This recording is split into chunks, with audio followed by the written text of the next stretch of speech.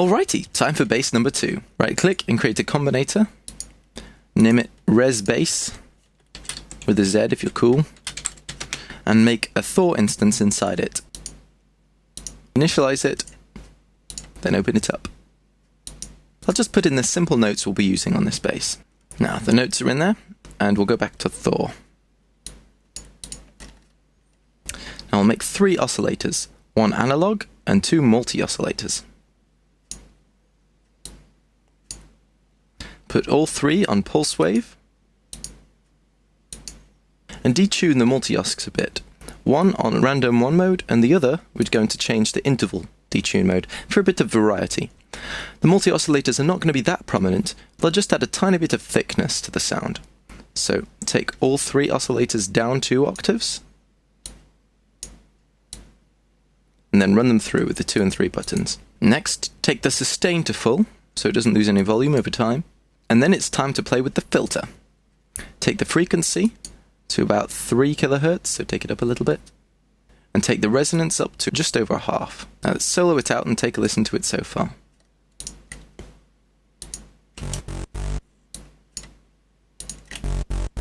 Very simple, but it's going to get much cooler.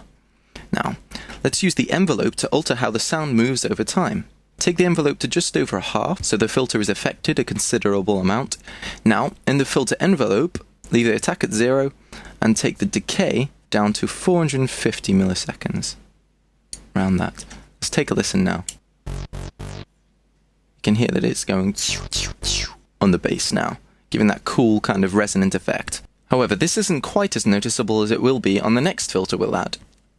Just before we get to that filter though, run it through the shaper on wrap mode,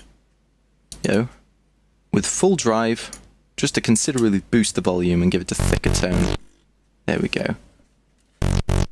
Sweet. I don't think I've explained how to route a synth into filter 2 yet in a tutorial, so we'll do that this time instead of going into filter 3.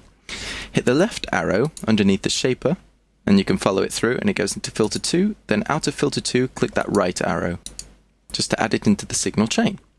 Now, change filter 2 to a formant filter. Looks kind of like a chaos pad if you're familiar with them. You can make all kinds of crazy vocal sounds with it.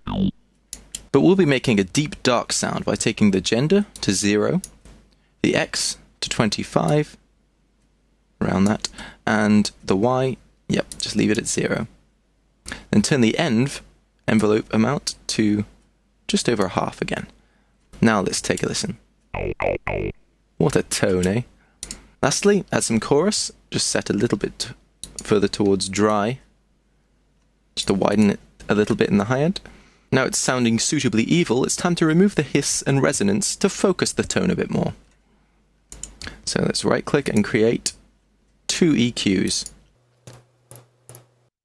On the first one, use both params to notch out that really loud resonance around 2.5 kHz. By using both, it'll completely take out the sound, since that's minus 36 decibels we've applied. It was so loud that it needed that much to remove it, so let's take a listen to show you. So, without it, and with it. Much better. Anyway, in the second EQ, let's do some more tone changes. Cut the high-pitched resonance, so that's around 13 kHz. Just completely, but with a thin Q there. Take a listen to that. And then with the resonance cut.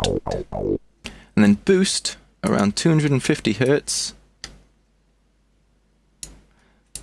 by full gain with a Q of about 3.